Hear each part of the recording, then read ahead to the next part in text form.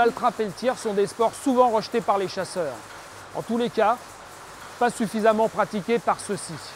Nous allons tenter de rapprocher le monde de la chasse de celui des tireurs au travers de différentes recommandations et de différents conseils techniques que nous allons vous faire découvrir durant toute cette série d'épisodes. Aujourd'hui, nous allons parler de l'histoire du ball trap. De tout temps, les hommes ont cherché à mesurer leur adresse. À la naissance des armes à feu, le ball trap a vu le jour. De Buffalo Bill, précurseur en son temps, à Véronique Girardet, 5 fois championne du monde et championne en titre, je vous laisse en compagnie d'un personnage, figure emblématique de l'histoire du ball trap, j'ai nommé Jean-Michel Laporte.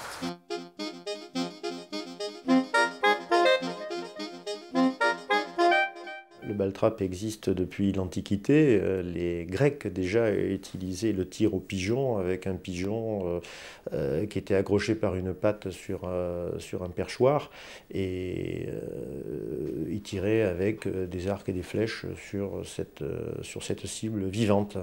Ensuite, on a retrouvé le tir au pigeon qui à l'époque s'appelait le tir au perroquet ou le tir à la perruche dans l'Antiquité avec les croisés qui, revenant du Moyen-Orient, ont introduit cette discipline tout au long du Moyen-Âge.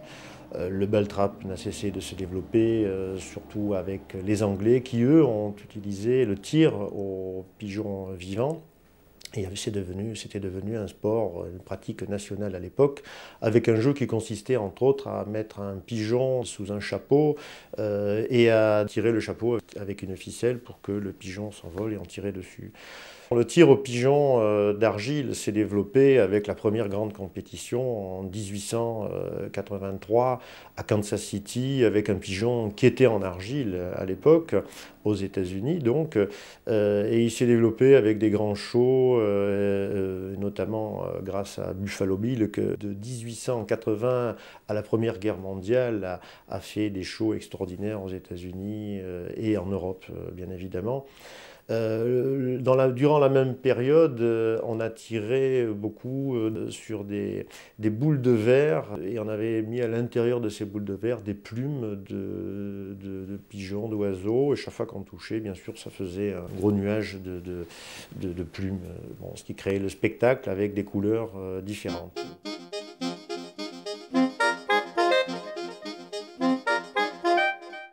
On est passé d'une technique avec catapulte et plume à un pigeon dit en argile, fabriqué à partir de l'argile, compressé, fabriqué à la main, à petite quantité. On retrouve ici, durant le 19e siècle, des plateaux dits en argile, qui étaient en argile, qu'on a retrouvés, qui ont des concrétions marines. On est passé ensuite, on a continué une technique dans un certain nombre de pays, tels que la France, jusque dans les années 30, avec un plateau toujours en argile que nous avons commencé à fabriquer en 1927, fait toujours à la main, et on est passé progressivement de l'argile au bray. C'est un pigeon fabriqué avec du bray de houille au début, bray de pétrole ensuite et bitume à l'heure actuelle, et bitume et bray de pétrole qui sont des produits qui rentrent dans la directive européenne. Donc on a une évolution de l'argile, pigeon dit d'argile, qui devient une cible et non plus un pigeon dit d'argile, qui a évolué au fil du temps et qui correspondait aux besoins du marché. Le besoin du marché, c'était à l'époque, dans les années 20, à l'époque où la discipline olympique a été lancée aux États-Unis sur le skeet, et 1927, où la discipline du sporting, dit parcours de chasse, a été lancée par les Anglais, année de la création de la société Laporte. On fabriquait une dizaine de milliers de plateaux par jour. Aujourd'hui, nous en fabriquons, nous, 1 million par jour sur une consommation de 2 millions par jour. Il fallait donc que les composants accompagnent le développement et les outils que nous avions, notamment les machines, les presses automatiques. Sachant que la fabrication d'un pigeon d'argile comprend 70% de carbonate, 30% de bray, ou à l'époque pétrole aujourd'hui, que cette fabrication se fait dans des gros malaxeurs, que ces produits sont ensuite injectés dans des grosses presses, que ces presses qui produisent à 8000 pigeons à l'heure sont refroidies par de l'eau. Ensuite, les pigeons sortent moulés. Une fois moulés, ils sont peints. Ensuite, ils sont empilés automatiquement, mis ensuite en carton, emballés et stockés. Avec un stock qui représente aujourd'hui sur le groupe plus de 50 millions de produits, sachant que nous avons une activité saisonnière et en pleine expansion, grâce à une nouvelle solution écologique due aux pigeons, aux cartouches et bien sûr aux fusils Swingtrap.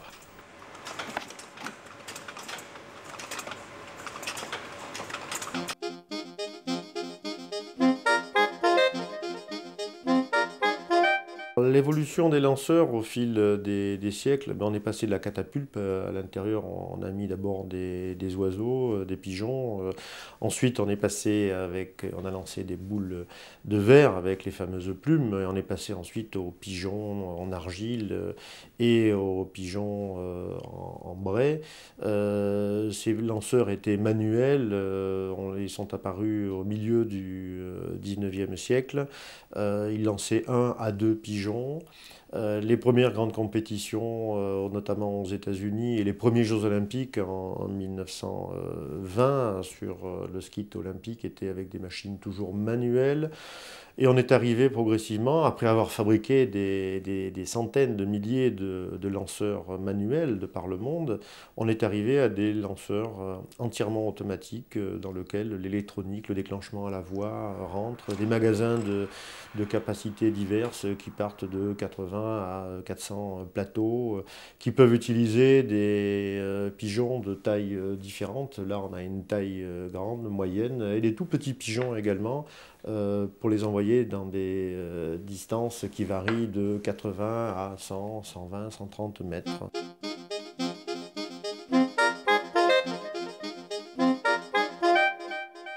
Le ball-trap, c'est un sport olympique qui regroupe à travers le monde plusieurs centaines de milliers d'adhérents. C'est un sport en pleine expansion où tous les problèmes écologiques ont été réglés. C'est un sport dans lequel nous avons investi, nous, Société La Porte, entre autres, avec le pigeon flash, pigeon dans lequel on a une poudre fluorescente qui, au toucher, permet de visualiser sur le petit écran l'impact. Ce sport devient donc télégénique et nous avons investi à travers d'autres disciplines, bien sûr à travers le Swingtrap qui solutionne les problèmes de nuisance sonore et dans une société T-Révolution qui va permettre à travers des shows de diffuser l'image du ball-trap auprès du grand public de par le monde, comme Buffalo Bill l'a fait à la fin du siècle dernier. Dites-moi, vous êtes venu comme ça de Paris, c'est pas possible.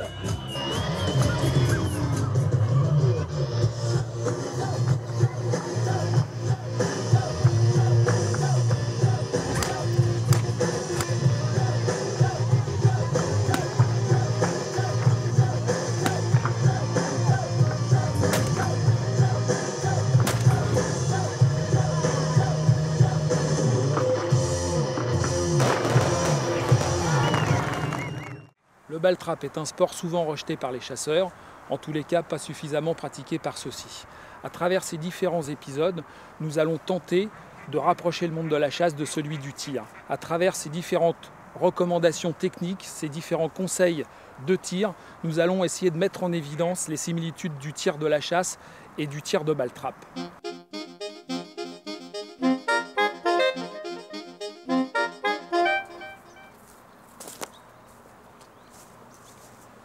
Alors, cette fois-ci, c'est de rabbit dont il s'agit.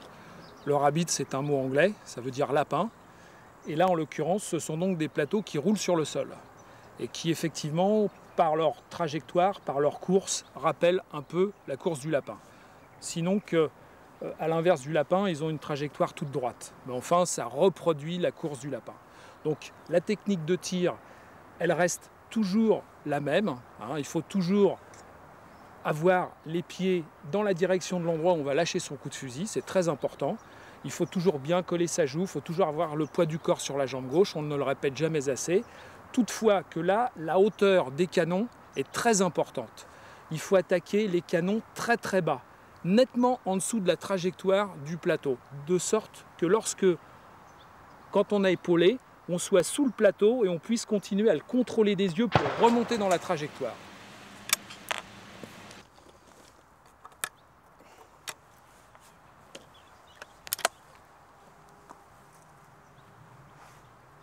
Poule.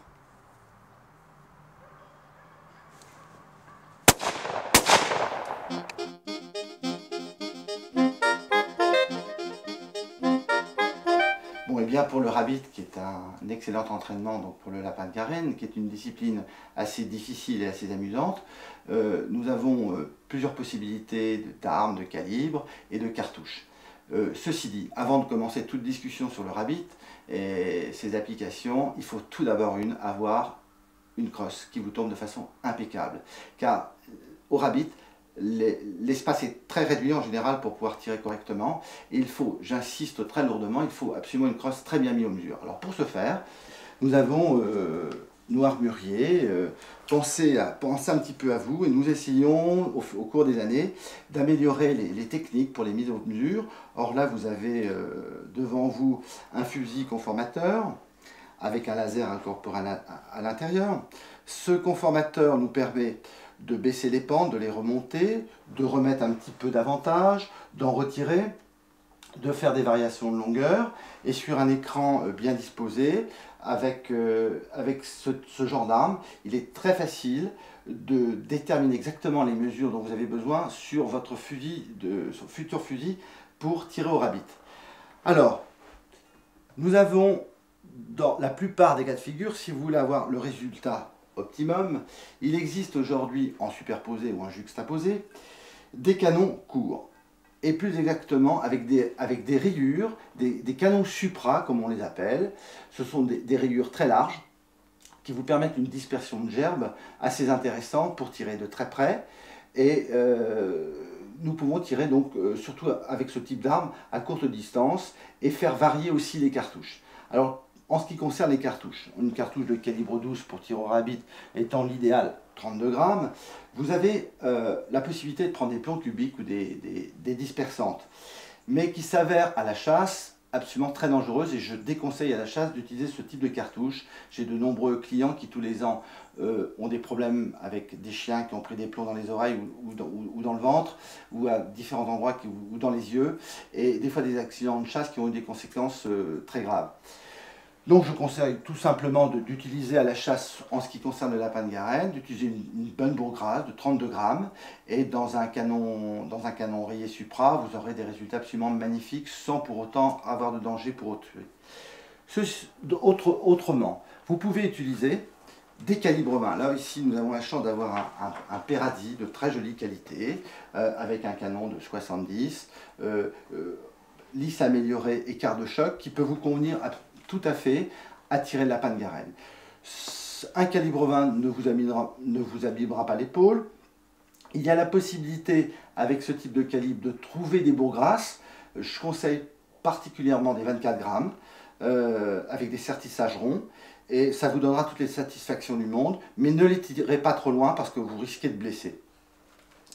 Et pour le fin du fin, une fois qu'on n'a plus rien à se prouver, au niveau de son tir et qu'on aime de plus en plus ce lapin de Garenne, qu'on apprécie le louper, eh bien on peut descendre de calibre. Alors là vous avez, je tenais à vous montrer un petit calibre 28, un calibre 28 a une contenance de 21 grammes de plomb. Il faut encore réduire ses distances de tir et avec un quart de choc, un demi-choc, vous aurez des résultats absolument spectaculaires sur le lapin de Garenne à condition d'avoir une crosse très bien mise en mesure et d'avoir aussi pas mal d'adresse. Et on peut encore descendre. On peut encore descendre. Là, nous avons la chance encore d'avoir un très joli Peradi en 410 et là, accrochez-vous, c'est 19 grammes de plomb. Et là, ne les tirez pas trop loin, mais il faut avoir de l'adresse. C'est absolument magnifique, c'est très léger, ce sont des armes aux alentours de 2 kg, 2 kg 2 et avec un maniement absolument très rapide.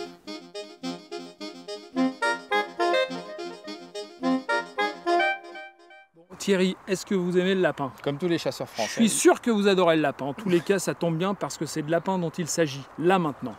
Donc, on va tirer du lapin, autrement dit du rabbit. Donc le rabbit, c'est une trajectoire, c'est la trajectoire du ball trap qui reproduit le lapin. Donc voilà. La technique de tir reste sensiblement la même. Appui jambe gauche, le poids du corps sur la jambe gauche, bien coller sa joue.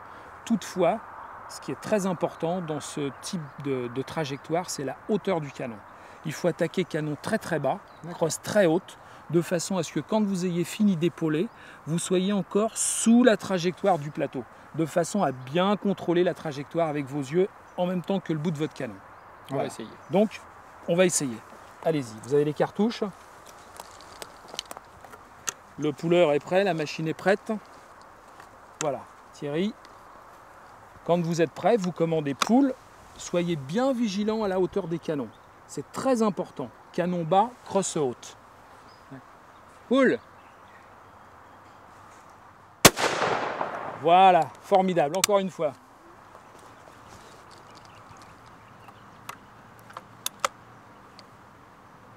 Poule. Super, formidable. Thierry, vous êtes vraiment un excellent élève.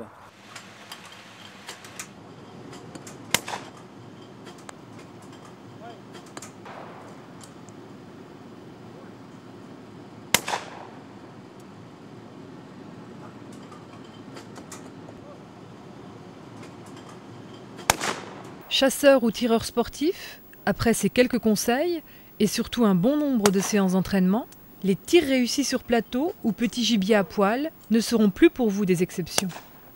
Quant à Jeannot, seul le terrier lui assurera la vie sauve.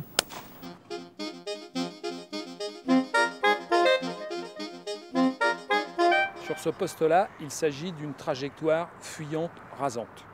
La technique de tir reste sensiblement la même que sur les postes précédents. Cela dit, la trajectoire étant fuyante et rasante, il y a très peu d'amplitude de canon à donner. La hauteur de canon à l'attaque est très importante, canon très bas, de façon à remonter dans la trajectoire et contrôler la trajectoire par l'aile droite, étant donné que la trajectoire se déplace de notre gauche vers la droite. Voilà. Donc, nous allons mettre en évidence cette technique de tir. Le poids du corps sur la jambe gauche, c'est très important. Toujours bien coller sa joue sur la joue. Très très important. Attaquer très bas. On appelle le plateau poule. Poule. Voilà. Voilà la technique de tir rasante, plongeante.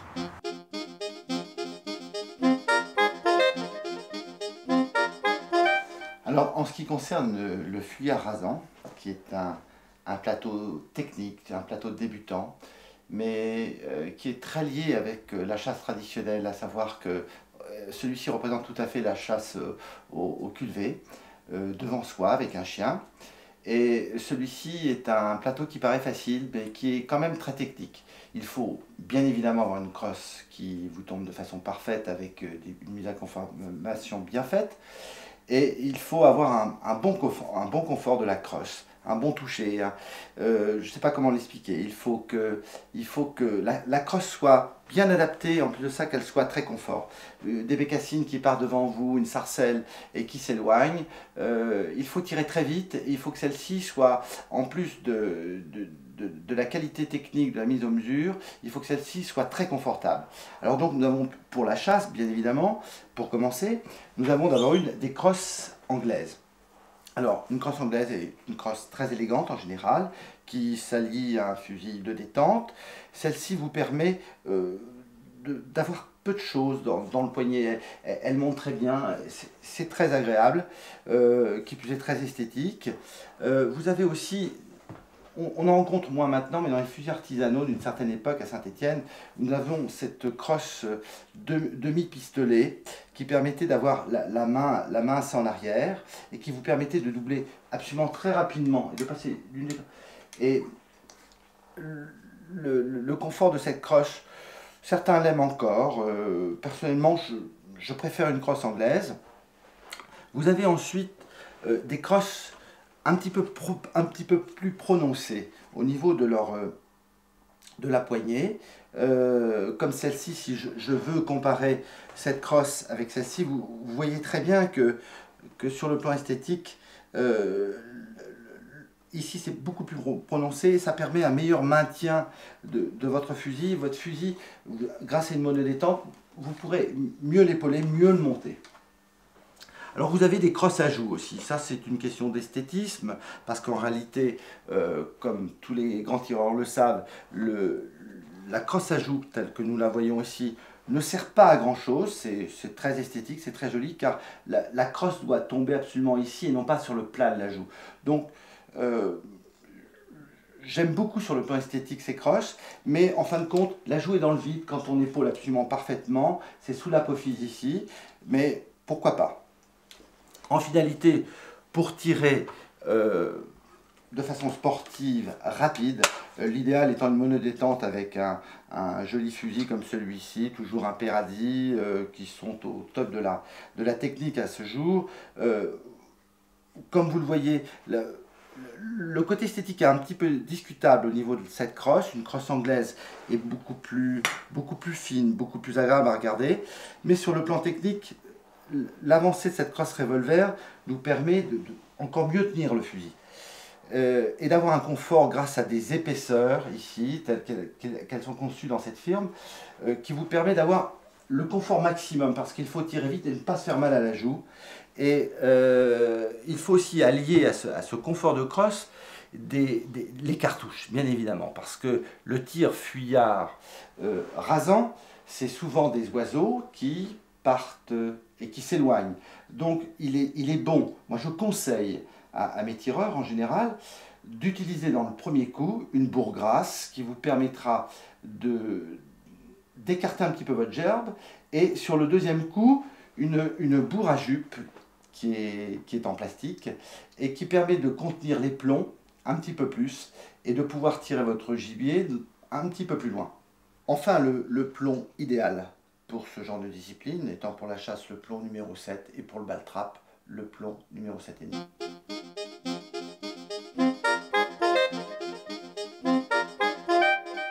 Est-ce que vous avez amené vos cuissardes? Non, pourquoi? Eh bien parce qu'il s'agit de sarcelle, vous allez tirer de la sarcelle. Non, je plaisante, vous allez tirer une trajectoire plongeante rasante, mais effectivement qu'on pourra assimiler à un tir de sarcelle. D'accord. Mais les cuissardes sont importantes parce que peut-être que vous allez devoir aller ramasser les morceaux de plateau dans ce très bel étang. Mon Dieu. Voilà. Donc vous avez observé tout à l'heure la technique de tir du plongeant, rasant, fuyant. Hein. Donc on va vous demander de voir si vous avez retenu la leçon. D'accord, on va Thierry, essayer. c'est à vous. Donc, j'ai pris aujourd'hui le fusil juxtaposé. C'est le fusil de votre père, de votre grand-père. Très à beau fait. fusil, magnifique, Tout à fait. il est super. Juxtaposé, très fréquent. Très beau fusil. Alors bien évidemment Thierry, c'est très important, toujours le poids du corps sur la jambe gauche. Très important de bien coller sa joue contre la joue de crosse du fusil. Hein. Très important. D'accord, Alain. Voilà. Et puis au départ du plateau, vous remontez gentiment dans la trajectoire en le contrôlant par l'aile droite. Vous êtes prêt Thierry? Je suis prêt. On appelle le plateau. Poule. Prêt. Formidable Thierry, un autre. Un autre plateau sarcelle. On va essayer. Prêt. Super. Deuxième coup, mais c'est super quand même. Bravo Thierry.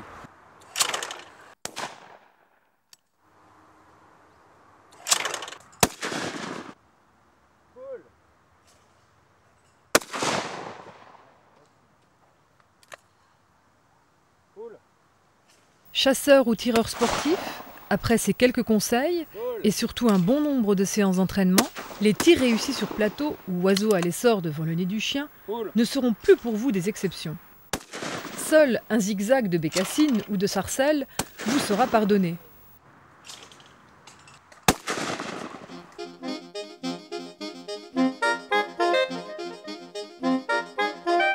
Sur ce poste, nous allons tirer une trajectoire rentrante, rasante.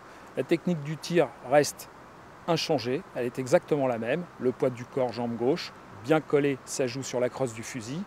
Cela dit, étant donné que c'est une trajectoire rentrante, on n'a pas la même perspective de la trajectoire qui se déplace dans le paysage. Donc on a tendance à arrêter ses coups de fusil. Nous n'avons pas le même mouvement de swing. Donc il faut bien être vigilant à suivre en permanence la trajectoire, ne pas s'arrêter lorsqu'on lâche son coup de fusil. Voilà, nous allons mettre en évidence cette technique de tir.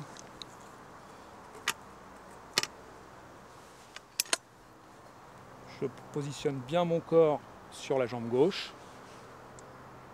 J'appelle le plateau. Pull. Je l'épaule, je le contrôle, j'arrête pas mon coup de fusil.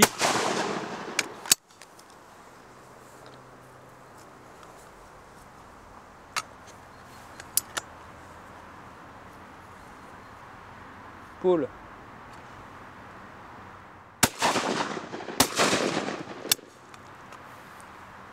Pull.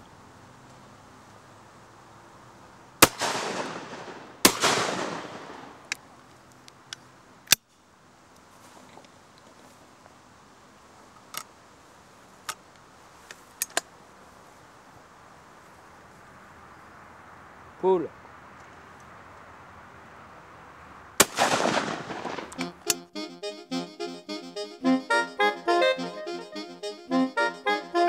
En ce qui concerne le tir des oiseaux rentrants et rasants, vous allez vous trouver dans des situations où les oiseaux qui vont arriver vers vous vont vous sembler de plus en plus rapides.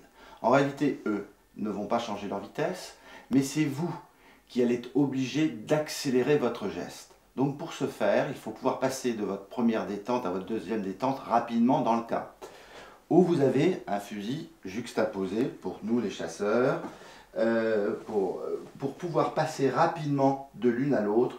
Une crosse anglaise est à mon avis complètement indispensable. Regardez, si je prends ce fusil, je tire mon premier coup d'abord, je passe à la deuxième détente, ça va permettre de tirer rapidement et de doubler rapidement. Ce qu'il ne faut pas choisir, à mon avis, c'est des fusils de ce type, juxtaposés ou superposés, avec une crosse pistolet comme celle-ci et avec deux détentes. Car regardez, si je veux passer rapidement de la première détente vers la deuxième détente, ma main va être bloquée par cette crosse. Donc je conseille plutôt pour la chasse une crosse anglaise pour ce genre de situation. Ceci dit, un fusil superposé ou juxtaposé monodétente avec une crosse anglaise ne pose aucun problème, car la monodétente permet, lorsque l'on tire comme celui-ci, de cette façon-là, la monodétente, nous n'avons pas besoin de bouger notre main, donc la crosse anglaise peut correspondre. Mais l'idéal pour avoir un bon calage de la main, c'est d'utiliser un fusil avec une crosse pistolet très prononcé comme celui-ci, surtout pour le tir sportif de haut niveau, avec une monodétente. La position que donne ce fusil, comme ce Peradi, nous donne, qui est très bien étudié, nous donne une position de l'arrière de la main très soutenue, et ce qui permet de doubler très rapidement. Et vous pouvez aussi envisager, quand vous êtes dans ce type de situation, quand les oiseaux arrivent vers vous, si vous avez la chance de pouvoir les voir arriver, il faut peut-être penser aussi à inverser l'ordre de votre canon lorsque vous avez une monodétente sélective. Il est préférable de tirer le coup choqué sur l'oiseau qui va être loin, qui va venir vers vous pour tirer votre coup lisse ou lisse amélioré sur le deuxième coup, tel que je peux le faire ici avec la sélection. Comme vous pouvez le voir, je peux faire ce que je veux. Enfin, en ce qui concerne le choix de la cartouche, pour les plateaux, je déconseille les bourres à jupe dont nous avons déjà parlé, qui ont tendance à serrer le coup de fusil, car les oiseaux viennent vers vous, il faut plutôt ouvrir la gerbe. Donc pour ce faire, je pense qu'une bourre grasse classique conviendra parfaitement à ce type de situation.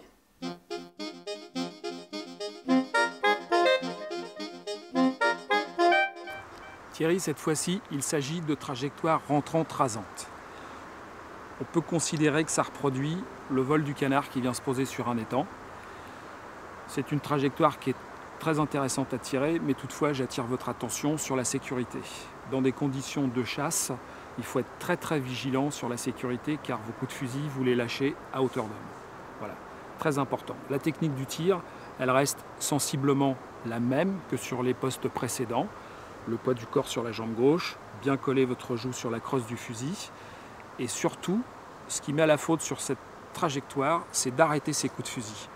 Vous vous calez avec votre canon dans la cible, vous devancez la cible et vous lâchez votre coup dans le mouvement, sans vous arrêter. Thierry, si vous voulez bien. On va essayer.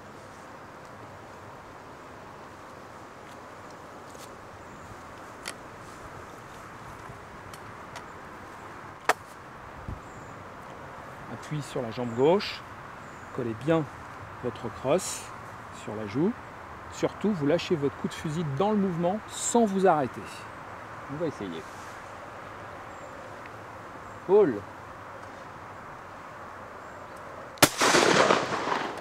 Très bien. Encore une fois. Paul.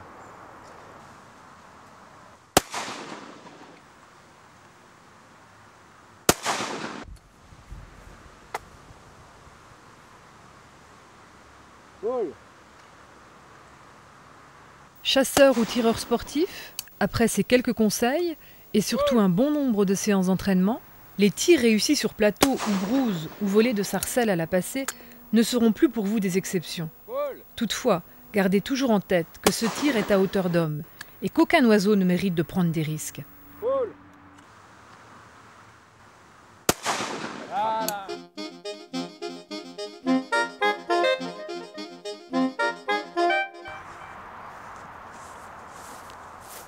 Bien. Alors là, il s'agit d'un poste où nous allons tirer une trajectoire traversard, droite-gauche. Donc la technique de tir reste à peu près la même. Il faut toujours garder présent à l'esprit de bien avoir le poids du corps sur sa jambe gauche, toujours bien coller sa crosse sous la joue. Par contre, très important, ce qui n'a pas été précisé tout à l'heure, dans d'autres situations de tir, il faut positionner les pieds à l'endroit où nous allons lâcher les coups de fusil, c'est-à-dire devant moi, sachant que le plateau va partir de la machine B qui est sur ma droite. Ensuite, il faut utiliser le ressort naturel que constituent les reins, que l'on va comprimer à l'attaque du plateau. Bien positionner son canon sous la trajectoire du plateau. Et ensuite, dans le mouvement du swing, on décomprime le ressort, on accélère, on passe devant le plateau et on lâche son coup de fusil. Nous allons mettre en évidence cette technique de tir. Je me mets bien en position à l'endroit où je vais lâcher mes coups de fusil. Je comprime le ressort à l'attaque. Je le comprime, je le comprime, je le comprime. Je commande le départ du pigeon, poule. Je décomprime le ressort et j'appuie. Voilà. Voilà la technique pour tirer tout ce qui est traversard. Technique qui s'applique parfaitement au tir de chasse également.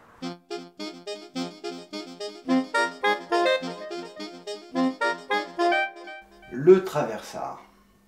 Quoi dire sur le traversard? Ben, je suis bien embêté en tant qu'armurier de conseiller un type de fusil, un type de cartouche pour aider nos amis chasseurs et tireurs à bien réaliser, à bien comprendre cette trajectoire. Je pense que le mieux pour passer le message,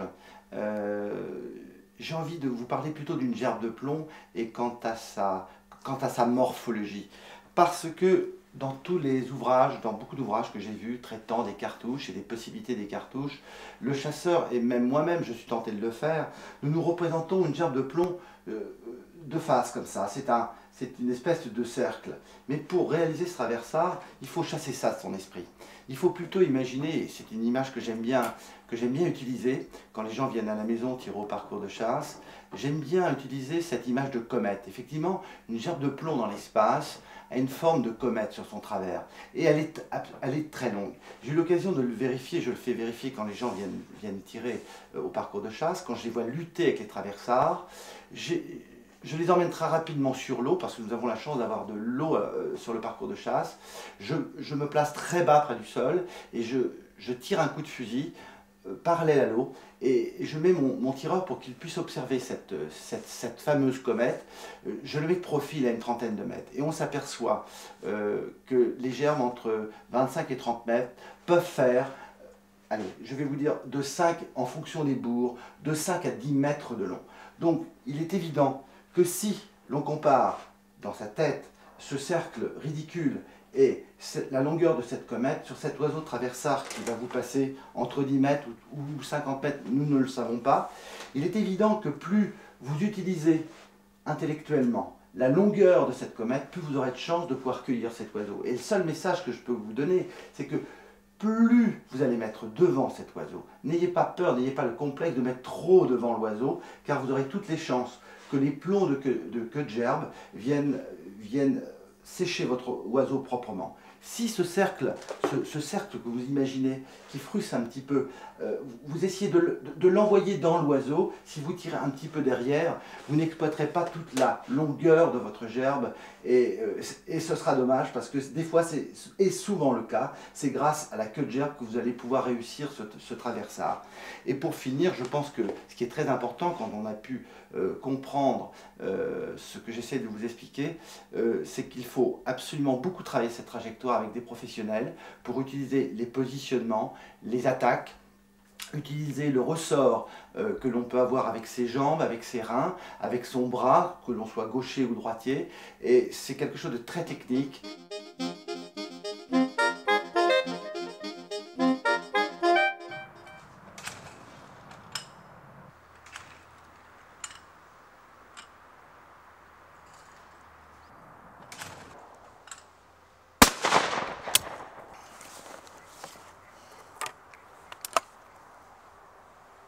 Paul. Paul. Paul. Paul. Bon Thierry, je viens vous rejoindre sur le pas de tir des trajectoires de traversard. Donc ça nous fait plaisir que vous soyez encore là pour vous prêter à ces démonstrations qui montrent que le tir du baltrap et le tir de chasse, c'est exactement la même chose.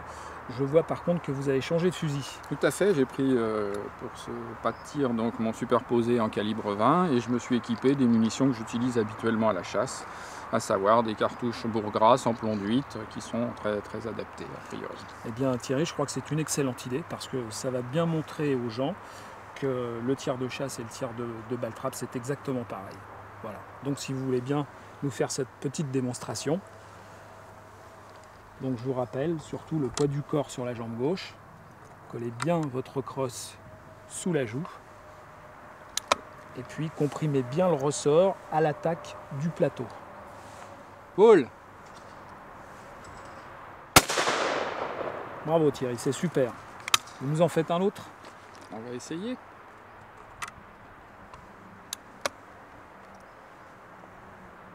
Paul! Super, bravo. Écoutez, je crois qu'il n'y a plus rien à montrer, il n'y a plus rien à prouver. Je crois qu'on va passer au pas de tir suivant. Cette fois-ci, ça va être des traversards gauche-droite. Très bien. Voilà, on y va.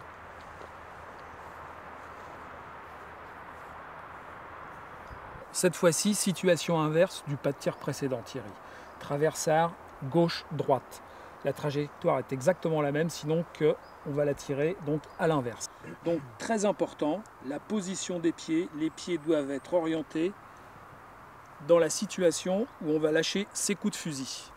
Donc la position des pieds doit se placer exactement dans le sens où nous allons lâcher nos coups de fusil. On va comprimer la rotation du torse, comprimer le ressort à l'attaque du plateau. Et dans le swing, on détend le ressort, ce qui permet de donner de la vitesse, de la rotation et de l'amplitude au canon, et on lâche son coup de fusil dans le mouvement. D'accord ? Bien, je vais vous faire la démonstration.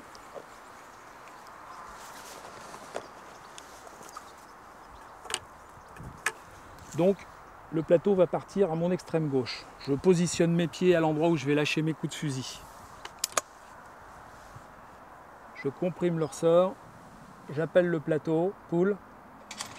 J'épaule, je le souligne, j'accélère. Voilà. Vous avez vu Thierry? Très bien, oui, parfait. Bien. Et bien essayez de reproduire C'est donc. vous, ça semble très facile. En tous les cas, ça permet déjà de vous donner les notions qui sont nécessaires, je le rappelle encore une fois de plus, dans le tir de chasse. Bien sûr. La position des pieds. Voilà, parfait. Pull. Voilà. Super, encore une fois. Chasseur ou tireur sportif, après ces quelques conseils et surtout un bon nombre de séances d'entraînement, les tirs réussis sur plateau ou perdreau ne seront plus pour vous des exceptions. Et quelle joie de cueillir proprement un oiseau lancé à pleine vitesse au cours d'une battue.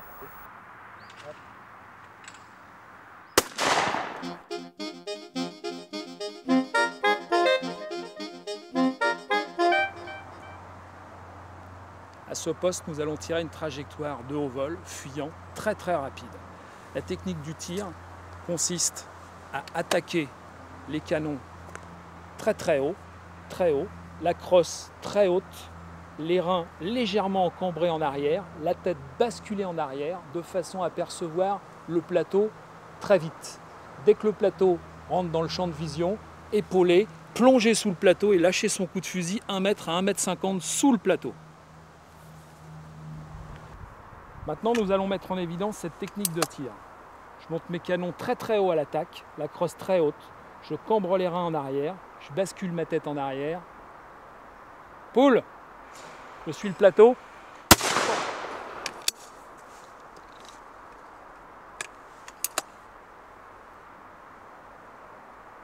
Poule.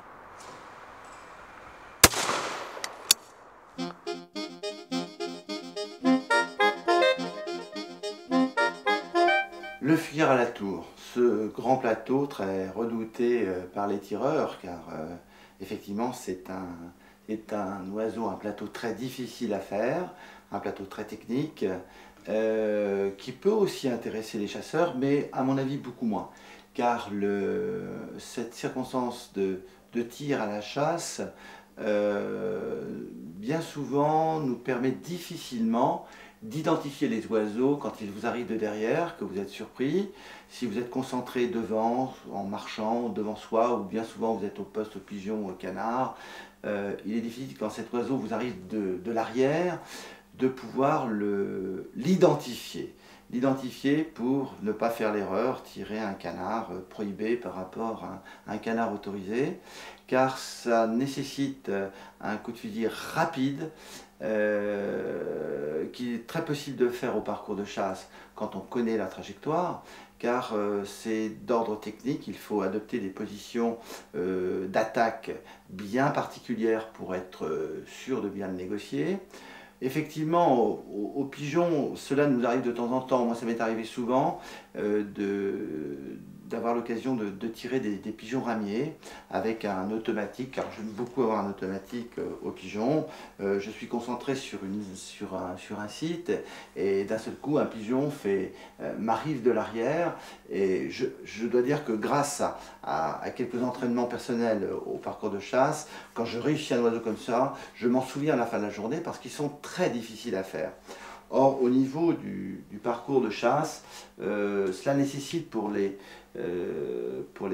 tireurs de haut niveau, pour ceux qui ont envie de bien réussir sa trajectoire, avec un fusil de parcours, avec donc une bande large, des chocs interchangeables en fonction de la hauteur où passent ces oiseaux, on est obligé pour ce faire d'adopter des situations un petit peu acrobatiques, avec les reins cassés sur l'arrière, la tête très relevée, le canon à une certaine hauteur, que des professionnels peuvent vous enseigner au niveau du geste.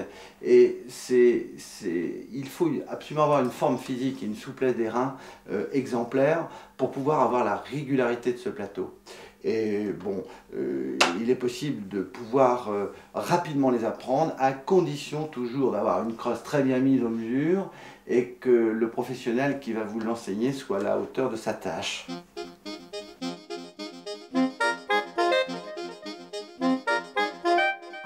Pierre, ici il s'agit d'un poste où vous allez tirer une trajectoire fuyante, très rapide, de haut vol. Je vois que vous avez amené une arme de chasse tout à fait adaptée à ce type de tir. Donc Pierre, on va vous demander de nous faire une petite démonstration, voir si vous avez retenu la leçon. Donc Pierre, c'est à vous.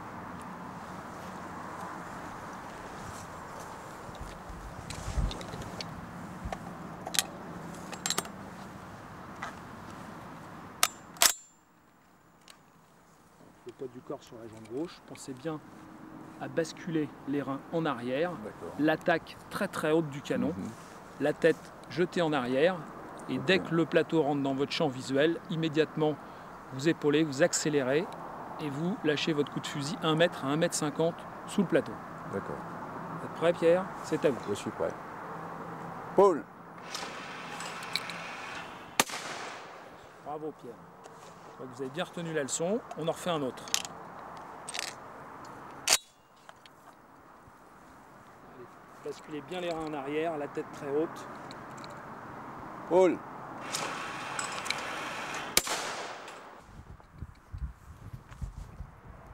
Paul. Voilà, bravo Pierre. Je vois que vous avez tout compris. C'est parfait, très bien. Paul.